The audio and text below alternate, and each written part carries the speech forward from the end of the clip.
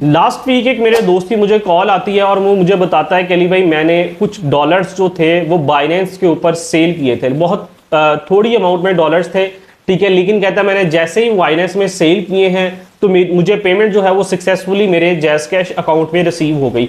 लेकिन जैसे ही पेमेंट मुझे जैज़ कैश अकाउंट में रिसीव होती है तो कुछ टाइम के बाद मुझे जैज़ कैश वालों की तरफ से मैसेज आता है कि आपका अकाउंट जो है वो यहाँ पे ब्लॉक कर दिया गया है, ठीक है। अब कहता है मैंने कहा कितने पैसों की तुम्हारी मतलब वो डॉलर से, कहता वो 3000 के मैंने सेल किए थे। मैंने कहा यार चलो कोई मसला नहीं है, 3000 के तो तुम नया अकाउंट ओपन कर लो।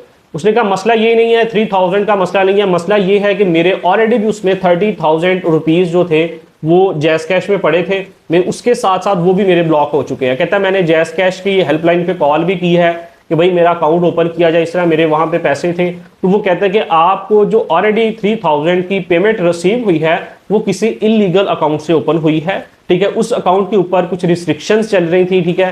तो उस अकाउंट से आपके अकाउंट में पेमेंट आई है तो इसलिए आपका अकाउंट ब्लॉक किया गया है। फर्स्टली जिस अकाउंट से आपको मतलब वो वाली पेमेंट 3000 की रिसीव हुई है उसकी हमें कंप्लीट डिटेल लेके दें आप, ठीक है। उस बंदे किसके नाम अकाउंट है, ठीक है, और उस अकाउंट की पूरी डिटेल हमारे साथ शेयर करें, देन हम आपका अकाउंट जो है वो यहाँ पे ओपन करेंगे। और कहता है कि जिसको मैंने वो सेल किए थे मैं उससे कांटेक्ट करने की कोशिश कर रहा हूँ लेकिन वो अब मुझे रिप्लाई नहीं कर रहा। वो कहता है मैंने आपको पेमेंट सेंड कर दी है तो मैं इसलिए, अब वो मुझे कहता है कोई रिप्लाई नहीं कर रहा, ठीक है। अब सारी बात आपको बताने का मकसद क्या है कि अब देखिए बेसिकली बाइनेंस के ऊपर ये आए दिन हम ये चीज़ सुनने को मिलती है कि यार मेरे साथ स्कैम हो गया, मेरे साथ। अच्छा, हमेशा देखें स्कैम तब होता है जब आप थोड़ी अमाउंट में यहाँ पे डॉलर्स की बाइंग सेलिंग करते हैं। जब आप थोड़ी अमाउंट में यहाँ पे मतलब 10-20 डॉलर जो है वो बाई सेल करेंगे ना तो उसके लिए बड़े छोटे छोटे ब्रोकर्स बैठे हैं, छोटे छोटे ब्रोकर्स कह सकते हैं या छोटे छोटे स्कैमर्स बैठे हैं जो आपके साथ स्कैम करते हैं, ठीक है। अगर फर्स्ट नंबर पे मैं आपको ये चीज़ रिकमेंड करूंगा कि अगर आप बाइनेंस के ऊपर बाइंग सेलिंग कर रहे हैं तो अगर आपकी अमाउंट $100 से कम है तो आप बाइनेंस पे कभी भी उसकी बाइंग सेलिंग ना करें, क्योंकि उसके लिए जो अकाउंट हो गए वो अनवेरीफाइड अकाउंट हो गए जो आपसे 10-20 डॉलर की बाइंग सेलिंग करते हैं। क्योंकि बाइनेंस जो है जिनको वेरीफाइड मर्चेंट करता है आप हमेशा उनके साथ काम करें, ठीक है। 100% आपको कभी भी स्कैम नहीं होगा।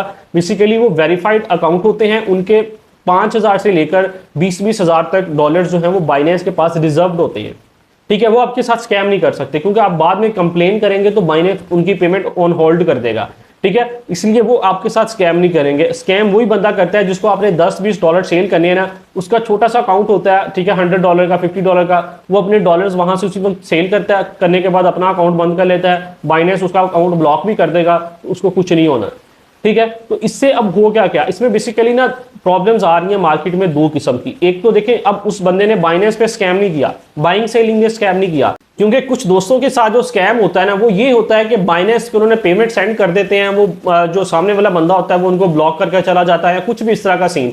अब देखिए उस बंदे ने ब्लॉक नहीं किया, आपको कुछ नहीं किया, उसने स्कैम नहीं किया, उसने डायरेक्ट पेमेंट सेंड की, लेकिन जिस अकाउंट से उसने पेमेंट सेंड की थी वो अकाउंट उसका सही नहीं था जिससे आपका अकाउंट भी यहाँ पे ब्लॉक हो गया, ठीक है। अब सारी चीजें आपको बताने का मकसद ये है कि अगर आप बाइनेंस पे P2P पे काम करते हैं, करना चाहते हैं या अपना अकाउंट डॉलर सेल करना चाहते हैं तो कोशिश करें जो यहाँ पे होगा उसके साथ करें, और जो आप उस पर जाएंगे तो आपको वहां पे कि ये कब से इस बाइनेंस के ऊपर इसका अकाउंट रजिस्टर्ड है, वो सबसे ज्यादा टाइम से मतलब जिसको 1000 दिन हो चुका है यहाँ पे काम करते हुए, आप उसके साथ यहाँ पे डॉलर की बाइंग सेलिंग करें। और उसके बाद जिस तरह के अच्छे आपको जितने भी वेरीफाइड पर्सन मिलेंगे वो आपको $100 से कम की ट्रांजैक्शन ही लेंगे, ठीक है। अगर आपके पास थोड़े डॉलर्स हैं तो कोशिश करें किसी अपने जानने वाले को सेल करें, बाइनेंस पे सेल ना करें, आपके साथ उस पर स्कैम ही होगा, ठीक है। जो वेरीफाइड मर्चेंट होंगे वो $100 से कम की ट्रेड नहीं करते, मोस्टली ज्यादा से करते हैं, तो वो आपके साथ स्कैम नहीं करते। लेकिन अगर आपके पास अमाउंट थोड़ी है तो आप फिर कोशिश करें किसी जानने वाले को सेल कर दें,